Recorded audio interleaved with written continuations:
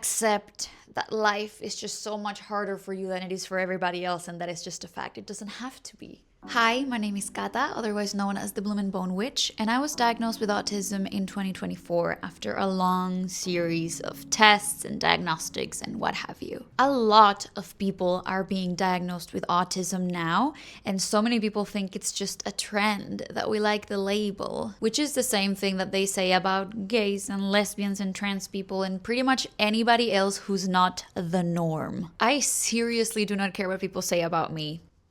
I don't give a shit. All I know is that being diagnosed with autism saved my life. Or at the very least, it really, really improved it. So that's what I'm gonna talk about in this video. If you yourself are autistic, you're probably gonna find yourself quite identified with this video. And if you think you might be autistic, this video is really gonna help you decide whether you should go through the diagnostic process or not. Lastly, I'm gonna tell you a story about this Halloween we just had in 2025, this year, that really opened the door for me to be able to experience my social life on a whole different light. So let's start with how my diagnosis happened, because this one's a really funny story. It was 2023 and I had moved to a house in the south of Chile, which is where I'm from. And my partner's family decided to come visit. I really like my partner's family. I have no problems with them and they're really nice people. However, that week they were in my home. was the worst. Just having my space invaded felt like absolutely too much. Too much. And I'm not saying like, oh, I had a hard time with it, but then they left and it was fine. No, I'm talking about crying, panic attacks, nightmares, insomnia, and just uneasiness, okay? They weren't even that bad. They just existed. They even cooked for us, cleaned for us, so it's not... They were just there. And I couldn't understand why I was having such a hard time with my routine being disrupted. To which my partner, who's a doctor, by the way, said, "Oh, honey, it's okay. It's just because you're autistic." I beg your pardon? He just said this like it was a fact, an absolute fact. And I said, "Excuse me?" He said, yeah, you didn't know? And he said, "Oh, well, it's something I've known about you ever since I've known you." And we had been going out for 2 years by that point. Little heads up would have been nice, but apparently it was that obvious. At that point, I started thinking about TikTok. In a previous video where I talk about my deconstruction from Christianity, I talked about how TikTok knew that I was deconstructing from Christianity before I ever did, thanks to the algorithm. And the same thing happened here. I kept getting TikToks of neurodivergent people of all shapes and colors and sizes in the spectrum. And I would watch these TikToks and think, I can really relate to neurodivergent people. And I just attributed it to me being like very empathetic or something. So all these things started making sense, right? And I started noticing things in my life, like the way that I behave towards food or clothing or textures or noises or lights or pretty much any stimuli, any stimulus. So that is when I decided to find a place that would diagnose me. Not necessarily because I wanted a yes or a no, or because I wanted to be able to wear the autism label. Those things didn't really interest me. It was because I wanted answers. I wanted to know, like, okay, if I have different needs from neurotypical people, then how can I show myself love through providing for my own needs? And that was basically my motivation for getting diagnosed. So thus began the process. It was long. It basically consisted of me filling out a bunch of forms and tests and also an interview about my entire life. Like I had to talk about my early childhood, early puberty, late puberty, teenage years, and everything that's led up to this moment. Some tests I was able to just do on my own, like they would just send me a link and I would just reply like on Google Forms. And then other tests were more elaborate where the interviewer would just ask me like, okay, has it ever happened to you that so-and-so? And then I would answer like, yes. And she'd be like, okay, can you tell me about it? I'm gonna leave in the description of this video a couple of resources that really helped me in the process of discovering I was autistic, because they might help you as well. So anyway, after months of tests and interviews and such, it shouldn't really have taken that long. I think it just took that long because of two main reasons. One was just money. Every single time I had one of these sessions, I had to pay for it out of pocket and then have it reimbursed with my insurance company. So I didn't always have that cash on hand and I had to wait until I had it. And then the second reason was these interviews were very emotion heavy. Like, it's really difficult reliving your entire life from the viewpoint of the spectrum. It's like putting on rainbow glasses and then replaying your entire life. It is an exhausting process and a lot comes out. I experienced a lot of moments of self-compassion, just moments that I realized like, wow, these things that I always struggled with were actually special needs that nobody figured out. And I don't blame anybody for that. Honestly, all of us as humanity are learning how to understand ourselves better and help ourselves better. And autism diagnoses weren't as common, especially in women back in the day. There's this book I read. It is so good. It was written by a male doctor, and that is a very important detail because he talks about women's, like biological women's superiority to men because women have 2 X chromosomes, whereas men only have 1. Now, chromosomes are usually counted from 1 to 23, and then the sex chromosomes, and they are in order of size. The bigger a chromosome, the more genetic information it has, the more genes, the more instructions it has. And the X chromosome, it has so much important information. And women, we have 2 X chromosomes, but men only have 1. So if a woman has 1 X chromosome that has issues on it, she has the other one as a backup. But if a man has an X chromosome with issues on it, he's screwed. And what he explains in the book is that this makes women genetically superior because we have more adaptability to disease, to immune conditions, and even to autism, which is why women tend to mask their autism more than men, and that causes there to be more cases of autism in men than in women. Basically, women are better able to read social situations and camouflage their autism, make themselves socially acceptable, endure the social exhaustion that men sometimes cannot. Obviously, there's probably exceptions to this rule, but I'm just telling you what the book said, okay? Take it up with him. So all this to say, I don't blame my mom for not figuring this out. I do a little bit blame my school. Just because as I was going through the process of revisiting my entire life, I found the report cards. Yeah, the report cards from elementary school. And every semester, the teachers would leave a little note. And every single semester, I got the same comment. It was like, Catalina, you're such a sweet, creative, beautiful, and smart little girl. But you need to learn how to get along with people better. but you need to be able to take criticism better. But you need to figure out how to interact with people that have different ideas from your own. And I remember spending quite a few breaks, like while my classmates were playing outside, I was stuck in the psychologist's office being evaluated for one thing or other. So in retrospect, if anybody failed me, it was the school because they clearly identified there was something wrong, but they couldn't pinpoint what. And looking back, if I had had the help that I needed, who knows? I might be president. Nah, no interest in that. So one of the things that happened to me is that it is very difficult. This is more like ADHD than it is autism, but these kind of go hand in hand usually. So it is very, very difficult for me to just pay attention to something I am hearing. Because when you have ADHD, or at least in my case, every single stimulus that comes into my brain is equally loud. So if I'm talking to you right now and then there's a dripping of the faucet and at the same time there's wind blowing outside and my dog is scratching their ear, I hear all of those sounds at the exact same level. So I have very good hearing. I could hear a needle being dropped on the carpet.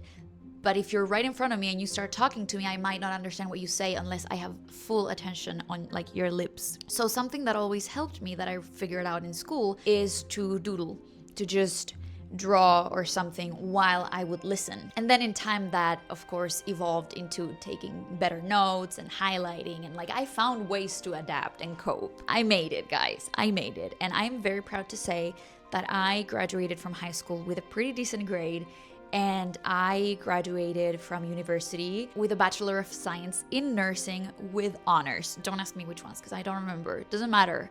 It's just the point is I made it, okay? I made it. But yeah, we were in class and I was doodling something. It wasn't even like a drawing. I had written the title of what we were talking about in class, and I made a few leaves or something around the title, and the teacher decided it was a good idea to scold me for that and like humiliate me in front of the whole class, saying like, If you paid more attention in class instead of making pretty notes in your notebook, you might have better grades. what a bitch. After those several months of evaluations and tests, I got my full like autism like spectrum profile report. It was actually really funny because the lady that did the test on me, she explained like, okay, so here's like the scale basically of one of the tests that was the most telling test used for autism. And she said something like, I'm gonna make up the numbers, but it was like from 0 to 60, you're normal.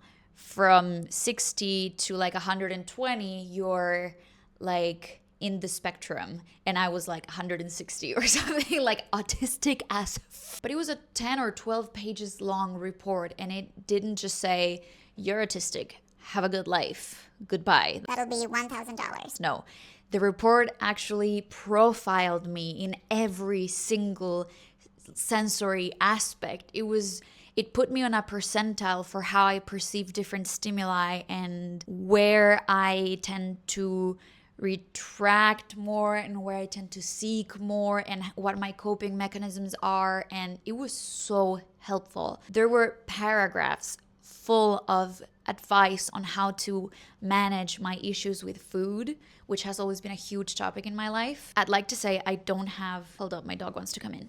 I don't have body image issues. Like, that's not what causes my issues with food. It's not that I think I'm fat or skinny or whatever. It's very hard to explain. Like, it's a thing with textures, it's a thing with sensations. It's a bad experience when I have to eat. Like, for the longest time, I just wished I could be given the nutrients I needed through like a needle. I wouldn't mind getting poked with needles like 13 times a day if that saved me from having to eat, which is a horrible thing to say. But yeah, you could serve me my absolute favorite food and I could be starving and I still wouldn't eat. And she put a lot of different pieces of advice in that report that really have helped me. Like, for the first time now in ages, I am at a healthy weight. I've always been underweight, and it's always sucked because when I get sick, I lose so much more weight, and I would get sick very easily, and all my clothes would be baggy, and I would feel so shapeless, and just, yeah. So that was the biggest thing that my autism diagnosis helped with, just the food thing. And then also how I dress. I used to, because I love experimenting with clothes, I think it's such a fun way to express your personality and just, it's so fun. So I would go to the store and see a shirt that I would like, and then I would put it on, and then I would hate how I felt.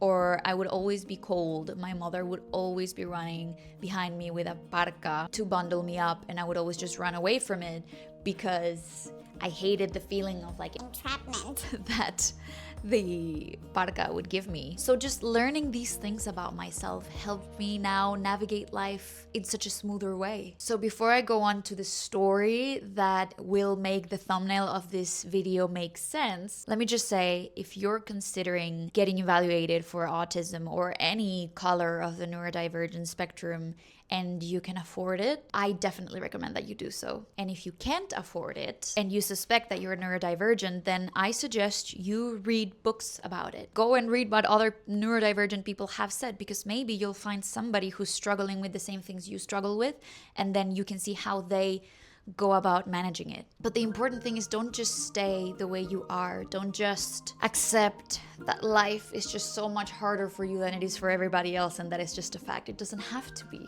Life can be so much fun. And honestly, now I wake up every day looking forward to my day, looking forward to being alive. And I have found this new sense of love and appreciation for living that I didn't have before. So definitely recommend going down this path. So one of the things that I still struggle with a lot is social interactions.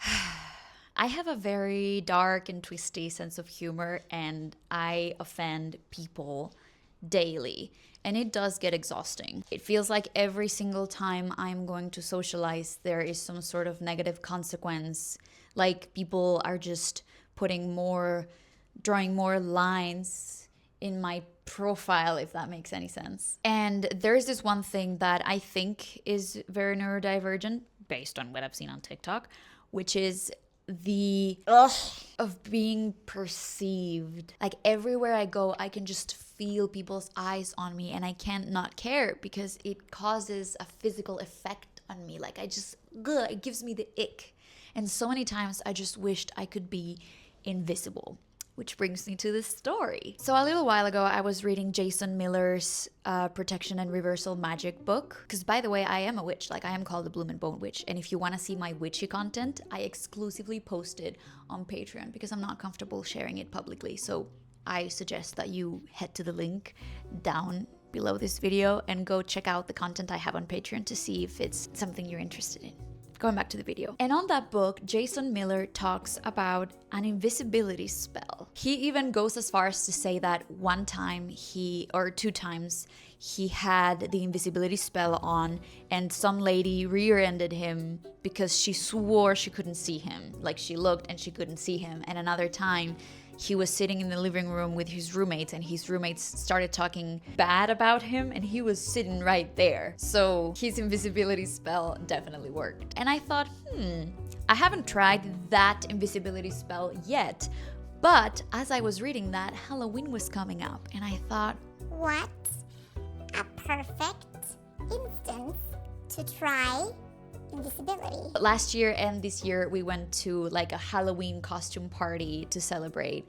And last year I did not have a very good time because as much as I love dancing and just being in the moment, I kept feeling perceived. so I couldn't just unwind, I just kept feeling observed. So this year I decided I'm gonna go as a ghost with a sheet over my head. They do say that when you give a person a mask, you see their true face. And that makes sense, right? Because you take away that need to show a proper face to the world, and then they can just be kind of like when COVID was around and we had to wear masks, and all of us under the masks were like, nobody could see it. So that's exactly what I did. I went to the Halloween party dressed as a ghost with a sheet over my head, and it was the best.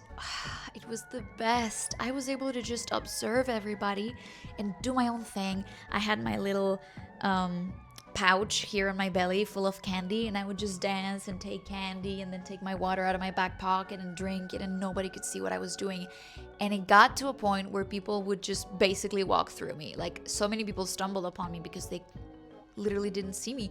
Most people didn't make eye contact. I was free to just be, and it was one of the best nights of my life. I could dance and move and scream and just do whatever because nobody could see me. Nobody could make any assumptions about me. They couldn't tell if I was male or female or autistic or neurotypical or what I was doing or saying or looking like. And I also wore my mutes for the entire party, so it was just... Also, in terms of like energy protection, I was wearing 2 braids with protection talismans at the end of each braid. And the sheet also kind of served as a veil, like an energetic protection, which is so important when you go to a place that is so crowded. And I was wearing a hat on top of that. So I was very, very protected.